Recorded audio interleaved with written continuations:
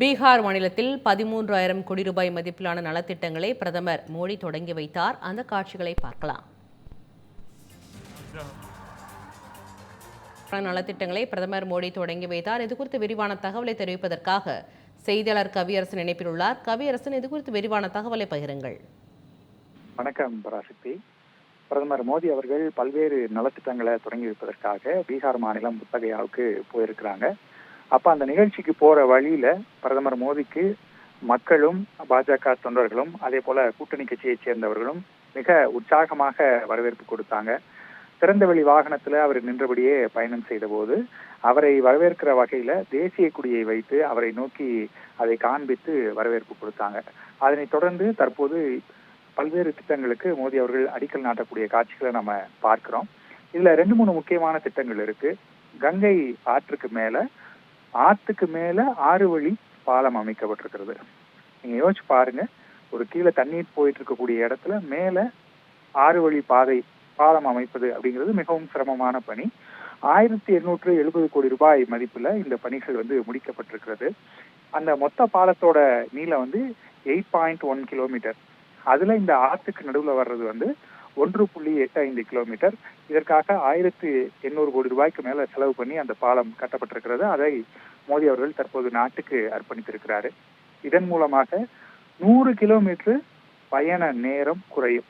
இந்த 100 கிலோமீட்டருங்கிறது நேரம் மட்டும் கிடையாது, எரிபொருள், அப்புறம் அந்த பயணத்துக்காக செலவழிக்கக்கூடிய பணம், இவை அனைத்தும் குறையும் போது நிச்சயமாக இது பீகாரினுடைய பொருளாதாரத்துல ஒரு இம்பாக்டை ஏற்படுத்தும் அப்படிங்கிறதுல எந்த சந்தேகமும் இல்லை. அதே போல புற்றுநோய் ஆராய்ச்சி நிலையத்தையும் மோடி அவர்கள் இன்றைக்கு திறந்து வைக்கிறாரு. அதை இந்த நிகழ்ச்சியில அவர் உரையாற்ற போறாரு. அதை கேட்பதற்காக பீகார் மக்களும் பாஜக தொண்டர்களும் மிகுந்த ஆவலோடு இருக்கக்கூடிய காட்சிகளை நம்ம பார்க்கிறோம். பீகார்ல நிகழ்ச்சிகளை முடிச்ச பிறகு இன்று மாலை மேற்கு வங்கத்துக்கு பிரதமர் அவர்கள் போக போறாங்க. அங்கேயும் மெட்ரோ ட்ரெயின் உள்ளிட்ட பல்வேறு பணிகளை தொடங்கி வைக்க இருக்கிறாங்க. வராசக்தி, விரிவான தகவலுக்கு நன்றி கவியரசன்.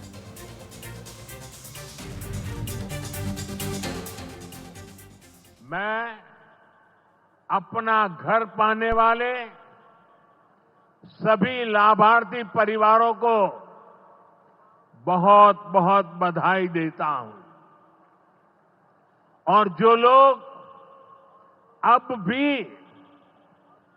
पीएम आवास योजना के लाभ से छूट गए हैं, मैं उन्हें विश्वास दिलाता हूं कि पीएम आवास का अभियान तब तक जारी रहेगा जब तक हर गरीब को अपना पक्का घर नहीं मिल जाता।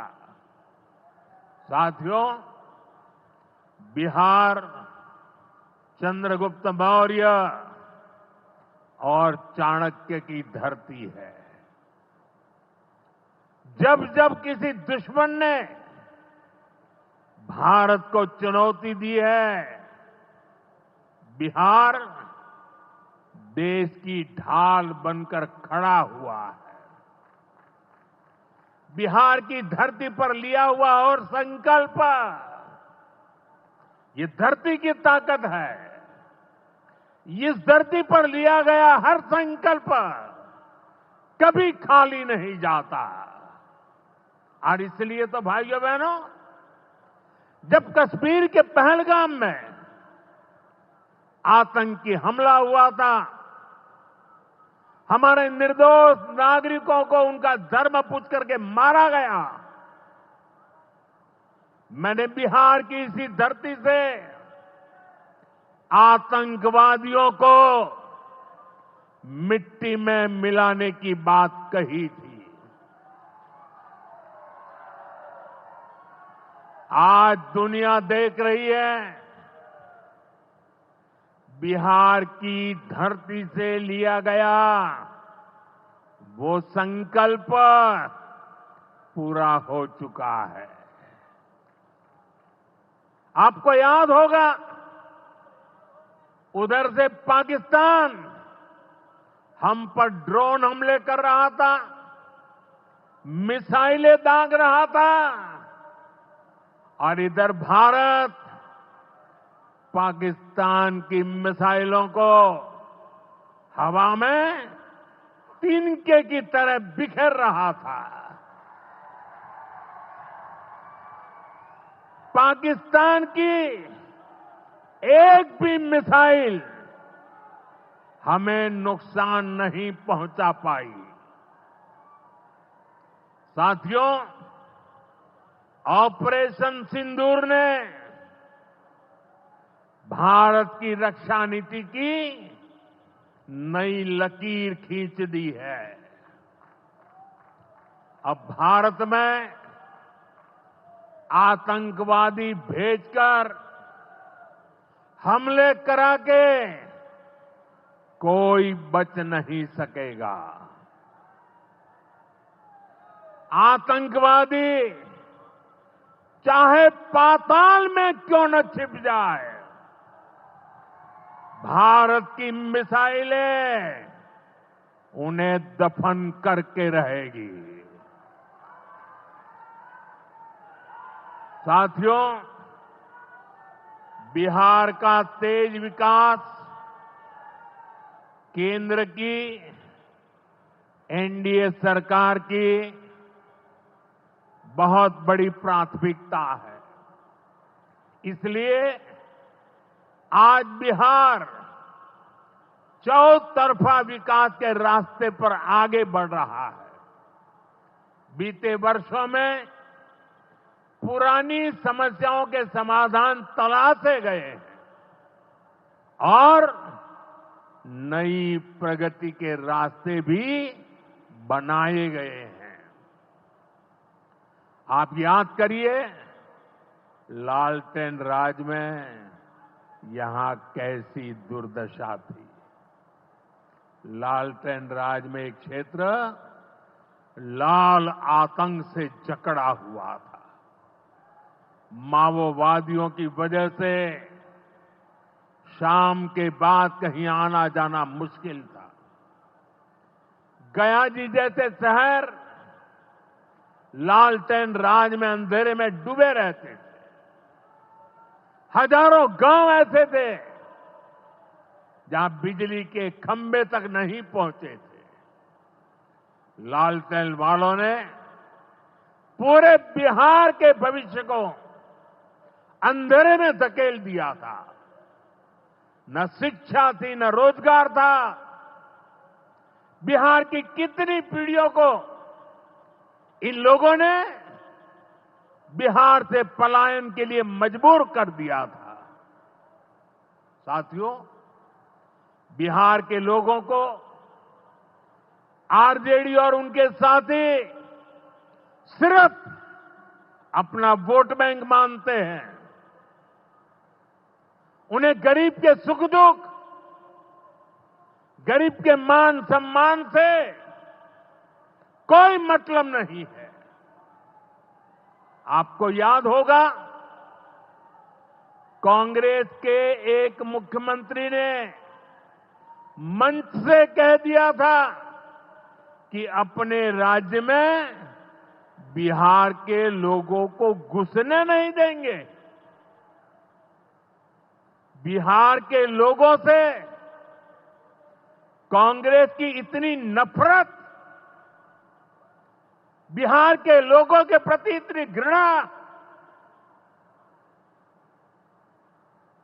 और कोई भूल नहीं सकता। कांग्रेस का बिहार के लोगों के प्रति त्याग, जो दुर्व्यवहार देखने के बाद भी यहां आरजेडी वाले गहरी नींद में सोए पड़े थे। भाइयों बहनों, बिहार की एनडीए सरकार कांग्रेस और इंडी गठबंधन वालों के इस नफरती अभियान का जवाब दे रही है। बिहार के बेटे बेटी को यहीं पर रोजगार मिले, सम्मान की जिंदगी मिले, मां बाप की वो देखभाल कर सके, इसी सोच के साथ हम काम कर रहे हैं। अब बिहार में बड़े बड़े प्रोजेक्ट बन रहे हैं। गया जी जिले के डोभी में बिहार का सबसे बड़ा इंडस्ट्रियल एरिया तैयार हो रहा है। गया जी में एक टेक्नोलॉजी सेंटर की स्थापना भी की जा रही है। आज ही यहां बक्सर थर्मल प्लांट का, पावर प्लांट का शुभारंभ भी हुआ है। कुछ ही महीने पहले मैंने औरंगाबाद में भी Navinagar super thermal power project की आधारशिला रखी थी। भागलपुर के पीरपैंती में भी नया थर्मल पावर प्लांट बनेगा। इस पावर प्लांट से बिहार में बिजली की आपूर्ति बढ़ेगी।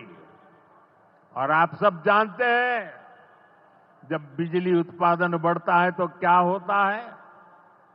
घरों में बिजली की सप्लाई बढ़ती है और उद्योगों को भी ज्यादा से ज्यादा बिजली मिलती है और इससे भी रोजगार के नए मौके बनते हैं। साथियों, बिहार के युवाओं को पक्की सरकारी नौकरी देने के लिए नीतीश जी ने बड़ा अभियान चलाया हुआ है।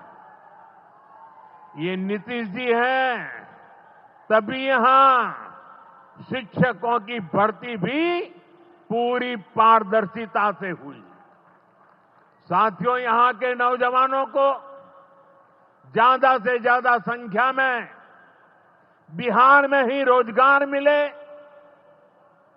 उन्हें नौकरी के लिए पलायन न करना पड़े, इसमें केंद्र सरकार की एक नई योजना से भी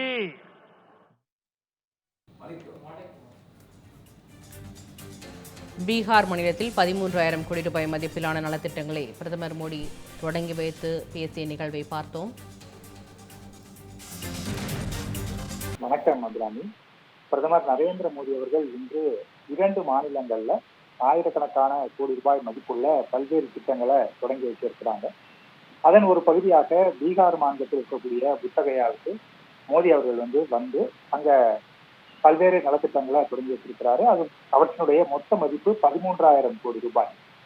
இதுல முக்கியமா சொல்லணும் அப்படின்னா, அவந்தா அப்படிங்கிற இடத்துக்கும் சிமாரியா அப்படிங்கிற இடத்துக்கும் இடையே கங்கை நதியின் மேல, கங்கை ஆற்றின் மேல பாதை கட்டப்பட்டிருக்கிறது, பாலம் கட்டப்பட்டிருக்கிறது. அந்த பாலத்தை திறந்து வைத்திருக்கிறார். இதன் மூலமாக கிட்டத்தட்ட ஒரு 100 கிலோமீட்டர் அளவுக்கு டிராவல் பண்றது குறையும் அப்படின்னு சொல்லியிருக்கிறாங்க. இந்த 8.15 கிலோமீட்டர் நீள பாலத்துல 1.86 மீட்டர் கங்கை ஆற்றின் மேல கட்டப்பட்டிருக்கிறது. இதனுடைய மொத்த செலவு 1,870 கோடி ரூபாய்.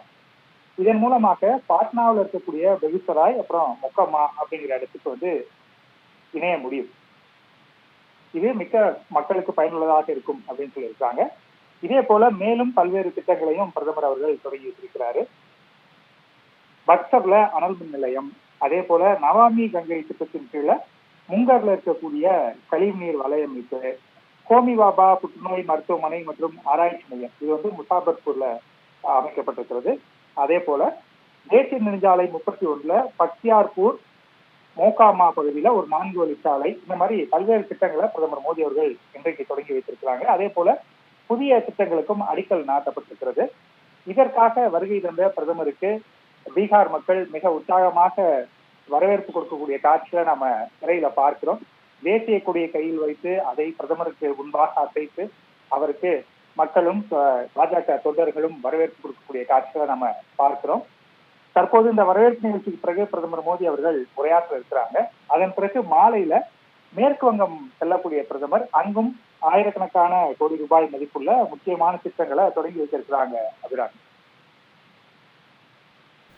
விவரங்களுக்கு நன்றி கவியரசன்.